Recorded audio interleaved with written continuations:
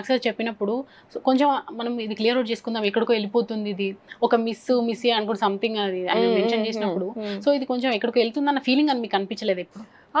House పరంగా isolation కానీ లేకపోతే ఇన్ఫ్లుయెన్స్ అనే వర్డ్స్ కానీ ఇవన్నీ నాకు ఎక్కడికో వెళ్తుంది అని నాకు క్లియర్ అవుట్ చేసుకోవాలంటే సౌమ్య గారు ఇప్పుడు అందరి దగ్గరికి వెళ్ళి నేను ఇది ఇన్ఫ్లుయెన్స్ చేయలే అంటే చెప్తే వినే తీసుకునేంత కూడా లేదు. So there has to be a situation. డెఫినెట్గా సిచ్యువేషన్స్ వస్తాయి హౌస్లో. క్లాన్ గేమ్ కానీ ఒక గేమ్ కానీ వస్తుంది, అందరు బయటపడుతూనే ఉంటారు. నేను ఎందుకు పోయి నేను జస్టిఫికేషన్ ఇచ్చి ఎక్స్ప్లెనేషన్ ఇచ్చి నేను ఇది కాదమ్మా ఇది అని చెప్పి చేసుకోవాల్సిన పరిస్థితి రాలే. ఆ సిచ్యువేషన్ బయటపడ్డప్పుడు నేను ఆ రోజు కూడా ఇట్లనే ఉండే, బట్ నీకు కనబడాలి, నీకు ఆ సిచ్యువేషన్ వచ్చి బయటపడాలి కాబట్టి నేను చెప్పుకోలేదమ్మా అని ఎక్స్ప్లెనేషన్ ఇస్తే అదే ఇప్పుడు సీతుకి ఎక్స్ప్లెనేషన్ ఇవ్వడానికి పోయినా ఏమైంది, అది ఉల్టా ఏదేదో పోయి ఏదో అయింది. సో నేను I wait for that to come out as true this thing. But మీరు నిఖిల్ అండ్ పృథ్వీతోని షఫిలేనంతగా వేరే వాళ్ళతో ఎందుకు అవ్వలేకపోయినారు? వేరే వాళ్ళతో కూడా నేను అయినా, వేరే వాళ్ళతో కూడా నేను బాండింగ్ స్టార్ట్ చేసిన. నైనిక నాతో మంచిగా ఉంటుంది కానీ she cannot spend more than 3 hours in a day. ఎందుకు అంటే ఆమె వాళ్ళకి భయపడుతుంది, అమ్మో అక్క వీళ్ళు కామెంట్ చేస్తారు ఊరికేనే అని చెప్పేసి she will not be able to spend. So ఆమె చిన్నది పాపం అంత మెంటల్గా అంత తీసుకోలేదు, ఇంత ప్రెషర్ వీళ్ళు ఇట్లా అగేన్స్ట్ మాట్లాడుతా అంటే వీళ్ళతో ఉండాలి, అది ఆమెకి క్లాన్ డివిజన్ దగ్గర కూడా వచ్చింది ఆ ప్రాబ్లం. సో విష్ణు సీతుతోని కొద్దిసేపు రోజు కొద్దిసేపు ఐ స్పెండ్ దట్ టైం, కానీ it has to be the other way also. Like 2 సైడ్ల నుంచి రావాలి కదా, అది 2 సైడ్ల నుంచి కూడా కలవాలి అనేది రావాలి అండ్ ఆల్సో బాండింగ్ రావాలి. It will take some time. మన విష్ణు అయితే నాకు అస్సలకే కలదు అనుకున్నా నేను, కానీ 3rd week నుంచి కొంచెంగా కలుస్తుంది నాకు. పృథ్వీ వాళ్ళను ఎట్లనో కలుస్తుంది, మంచిగా మాట్లాడుతుంది. పృథ్వీకి విష్ణుకి ఏంటి అదే ఏదో ఎలక్ట్రిసిటీ అంటే జనరేటర్ కాంటెంట్ దగ్గరుండి మీరు ఓన్ బ్రదర్స్ అంటే అనుకున్నారు కదా, సో మీకు తెలుస్తుంటది కదా ఊరికి వెళ్ళి పృథ్వీ మీద మాట్లాడడం.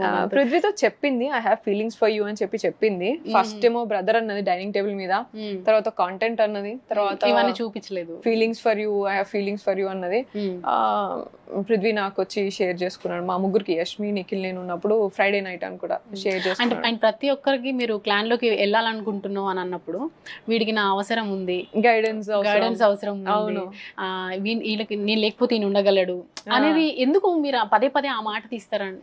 2 గైడెన్స్ సపోర్ట్ ఇది నేను నమ్ముతా. నేను రియల్ లైఫ్ లో కూడా ఎవరితోనన్నా నేను ఇప్పుడు మామూలుగా ఒక రిలేషన్షిప్ ఉండాలి అంటే దాన్ని యాడ్ ఆన్ చేయాలి, కానీ ఎవరైనా మనతోని కలిసినప్పుడు మనకి యాడ్ ఆన్ అన్నా కావాలి, లేకపోతే నేను వాళ్ళకి యాడ్ ఆన్ అవ్వాలి, కానీ it's just not just like that అట్లా కాదు అని నమ్ముతా నేను. It has to add colours to your life any relationship అంటారు అట్లా అన్నట్టు చూస్తా నేను. In some or the other way it has to supplement, you should be a supplement to somebody. అట్లా నమ్ముతా, కాంప్లిమెంట్ అండ్ సప్లిమెంట్ ఉండాలని. సో అట్లా and also హౌస్లో అయితే ఒక్కసారి నిఖిల్కి చెప్పిన అండ్ సెకండ్ టైం హార్ట్ ఇవ్వాల్సిన వచ్చినప్పుడు కూడా అదే Nikhil and Abhay and someone else చెప్పిన నేను. బట్ నాకు యూజువలీ డైలీ లైఫ్లో కూడా గైడెన్స్ సపోర్ట్ ఇవే నేను చేసేది పిల్లలకి, ఆర్ఫన్ పిల్లలకి కానీ నార్మల్గా స్టూడెంట్స్కి కానీ ఇవే కదా. సో డైలీ యూజెస్ ఉన్నారు మీరు. ఇది సడన్ గా నేను ఇక్కడ నుంచి పోయి ఆడ పడేసరికి అక్కడ కూడా అందరూ పిల్లల్లానే బిహేవ్ చేస్తారు, అందరూ అట్లనే గైడెన్స్ లాగానే సీక్ చేస్తున్నారు.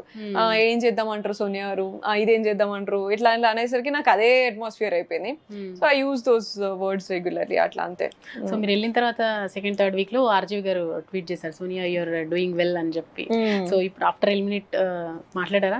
ఇంకా లేదు, మాట్లాడాలా.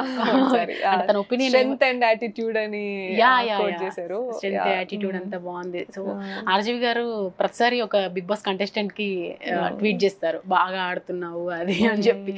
ఈ ట్వీట్ ని బట్టి మేము అనుకున్నాం ఇంకా సర్వైవ్ అవుతారు అని చెప్పి. అంటే సో బేసిక్ గా తను ఇచ్చే కాంప్లిమెంట్ అట్లా ఉంటది కాబట్టి. సో మీ ఈ నెగిటివ్ చూసిన తర్వాత ఇంట్లో ఏమంటున్నారు మరి యష్ గారు కానీ?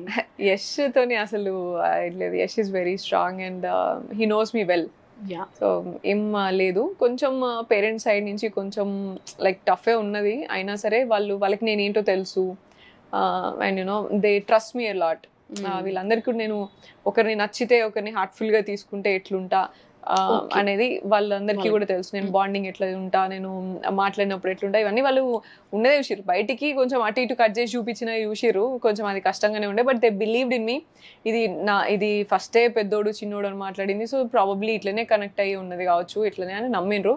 And ya but that's unfortunate like నాకు కాబట్టి I feel very much grateful that నాకు యష్ అనేది సపోర్ట్ లేకపోయింటే ఫ్యామిలీ అయినా ఎవరైనా ఈ ఫ్లక్చుయేషన్కి కొంచెం కష్టమయ్యేది. Yash is very powerful and very nice person. Like he understands like నేను ఏం చేస్తా, నేను ఎట్లుంటా అని ఆయనకు అన్ని తెలుసు కాబట్టి నేను ఐఎమ్ లక్కీ ఎనఫ్. వేరే అమ్మాయిలకి ప్రాబ్లం పాడారు కదా, ఇంటెలిజెంట్ గా వాడారంట. అది ఇంటెలిజెన్స్ ఏం లేదు, అప్పుడు ఆ టైంకి వచ్చింది అంతే. అసలు